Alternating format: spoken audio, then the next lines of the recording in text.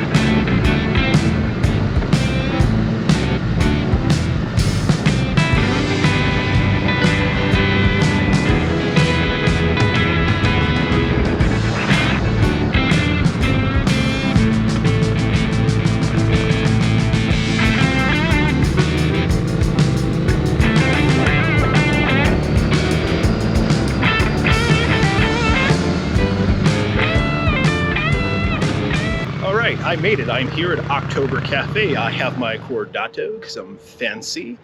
And the Street 750 was a platform that got us here. It was Harley's entry-level mid-range cruiser, meaning it was an entry-level price point. Now, they made the Street 750 from 2014 to 2022. And it's really sad that Harley's no longer offering a true entry-level price point. You think about like grandfather rode a Harley, Dad rode a Harley, and now you want to ride a Harley. Well, you're probably going to have to take out a car-size loan because you cannot walk off the dealership floor without spending at least a minimum of 11 or 12,000. Think about the Nightster is probably the closest thing to this bike offered by Harley today, although they do have in 2026 a bike coming out that is called the Sprint. Well, this bike was great. Got us here. The only thing I did was I burnt the inside of my inner leg a few times, right? It's a rite of passage, brother. You gotta burn your leg on a tailpipe, right? It's a Harley thing. But overall, it's fun. It's very geometric in the way it rides, very gyroscopic. It's a fun ride to bob around the city, and it's a shame that Harley doesn't make it anymore. So this bike in 2022 was retailed at $7,500 to $8,000, depending on what dealership you went to. It has a 749cc engine, and we're going to talk more about the specifications. I'm going to ride it to a different location, and we're going to get into all the details, but this is going to be an under 10-minute review of the Harley-Davidson Street 750. I have a few other tidbits of information. So one, they make a 500, and they also make a 750, the main difference being the cc's. So the 500 is a 494 cc displacement, and then the 750 is a 749 displacement, both on that Revolution X platform, V-twin, very popular, that engine sound. And if you take a safety course with Harley, chances are you're probably going to be on a Street 500. I was, so I took the course back in June. I learned how to ride a motorcycle on the Street 500. And it's a very approachable bike, 25-inch seat height, so really easy to move around. It is, though, 500 pounds, which is light for a Harley, but maybe heavy for other bikes, or maybe around average for other bikes. And the first thing you do when you're riding the Harley in the safety course is you waddle it around the parking lot for like 45 minutes. And so your thighs are burning the next day because you just waddle around a 500-pound bike, right? And the other thing I'll say is, while it's very approachable, it is a little nerve-wracking because it's loud, it rumbles, it's a Harley. So someone who hasn't rode a bike before, it's a little intimidating when you turn that bike on and it starts going, right? Like, it's a little intimidating at first to ride that bike. But overall, very manageable, easy to maneuver. It's a good bike. And so we're going to do a review starting now.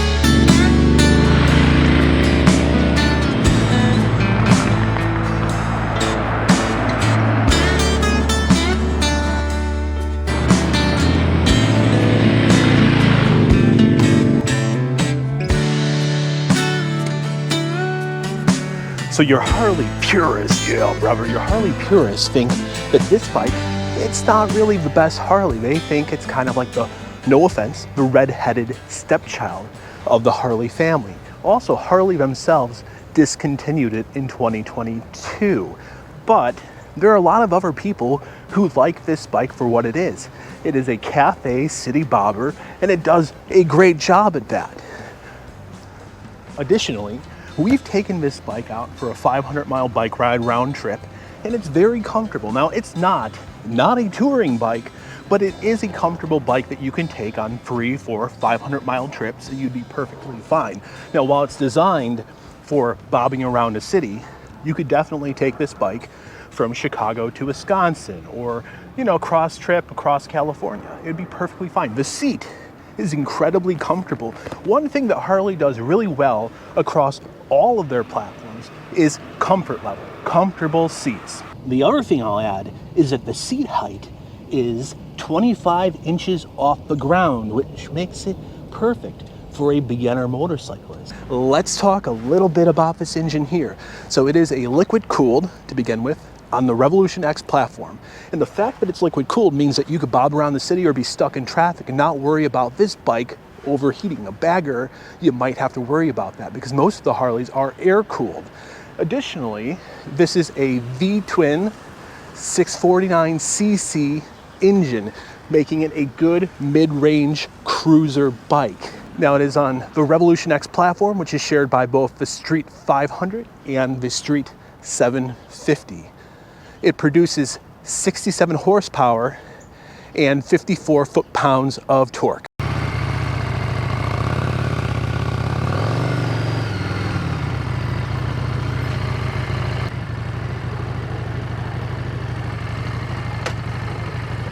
So let's talk about some of the things that I don't exactly like about this bike. When you're riding it in cold weather, it's kind of like an old car. You have to start it and wait for it to kind of warm up a little bit. Otherwise, it kind of is sluggish, unreactive. So it's not the best bike for cold weather riding. 2, the exhaust is right by your inner leg. I can't tell you how many times we've burnt our legs on the exhaust. There's actually a boot that has been melted onto the exhaust guard. Number 3, if you suddenly stop, the cap of the gas tank actually leaks gas out, so it splashes around and then you have gas that's leaked out on top of your tank. Not a ton, but it's really inconvenient. And like, couldn't you make a gas cap that would actually keep the gas in the tank, right? So we do have an aftermarket exhaust on this. It is a Vance & Hines, and you can see it is a beautiful exhaust. You can also see where that boot was melted onto the exhaust guard. We're going to go ahead and rev this up and hear how it sounds, but I can tell you it has that classic Harley sound. Honestly, this is one of my favorite sounding bikes. We have a Tiger, we have a Rebel, and a Trident 660. We do have some aftermarket exhaust, and I think that this bike sounds the best out of all of them, and it's to be expected. It's a Harley, regardless if it's the stepchild of the Harley-Davidson family. At the end of the day, it is still a Harley, and it's got that classic Harley sound, that V-twin. You've got to like it. American steel. Love the sound of this bike. Let's get going.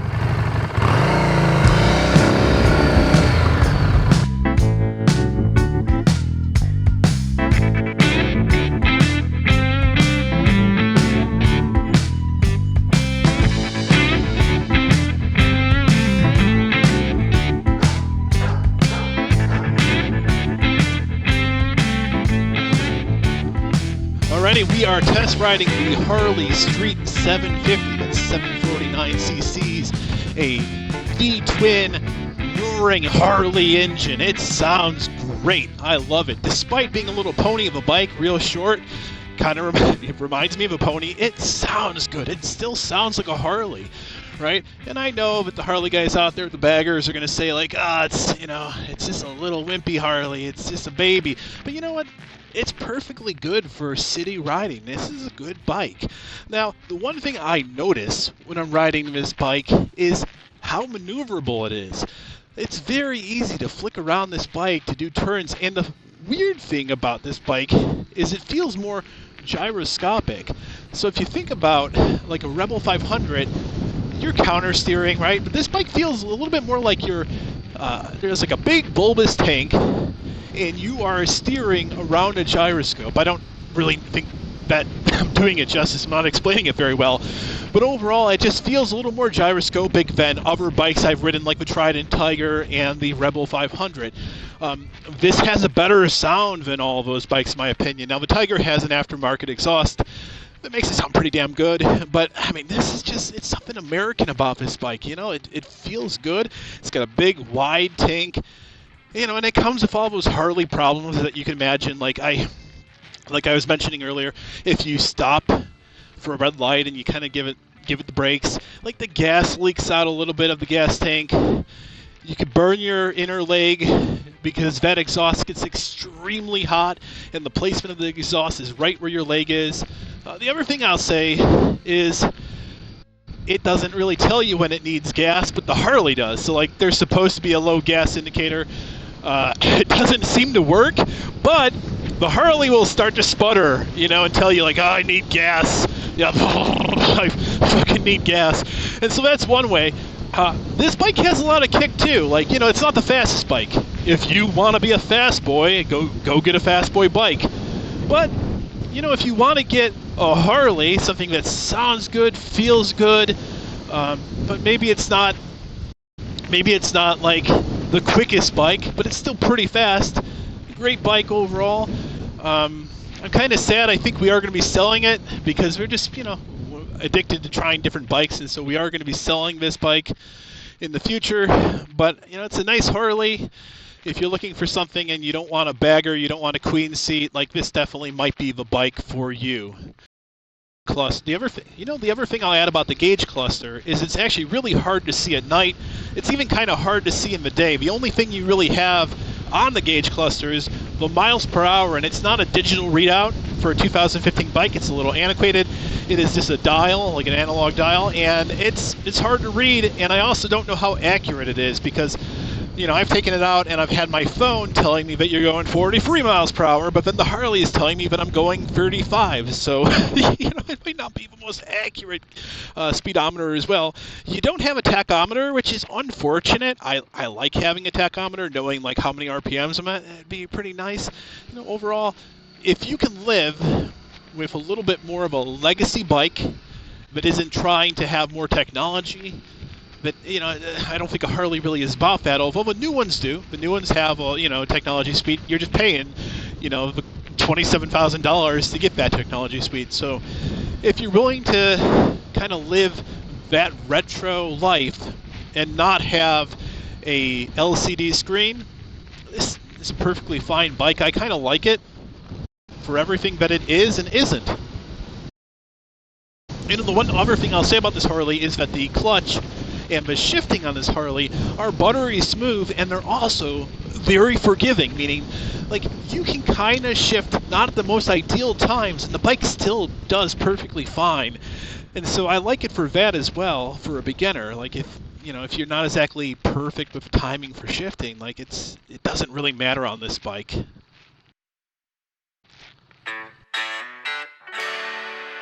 So the bottom line, is it worth it to get a Harley Street 750? Well, you can't buy them new. You can't go into a dealership and just walk out with a Street 750 under that 10,000 mark.